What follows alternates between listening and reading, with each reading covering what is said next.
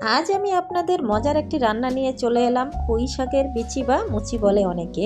এই পুঁই ফল আমাদের গ্রাম বাংলার খুবই জনপ্রিয় একটি খাবার। প্রথমে আমি পুঁই ফলটা সিদ্ধ করে দিলাম এবং সাথে চিংড়ি মাছ, একটু পরিমাণ আলু দিলাম যাতে মাখো মাখো হয়। এবার আমি সিদ্ধ করে নেব হলুদ লবণ দিয়ে এবং তেলে দিয়ে দেব। এখন আমি তেলে নিয়ে দিচ্ছি, দেখুন ভালোভাবে নেড়ে চেড়ে দিচ্ছি। তারপরে যখন একটু পানিটা কমে এলো, মাখো মাখো হয়ে এলো, তখন আমি উঠিয়ে নিলাম। দেখুন কি চমৎকার, খুবই সুস্বাদু একটা খাবার। এই খাবারটা খুবই জনপ্রিয় এবং এক একজন এক একভাবে রান্না করে। এবার আমি ভাতের সাথে মাখিয়ে নিচ্ছি।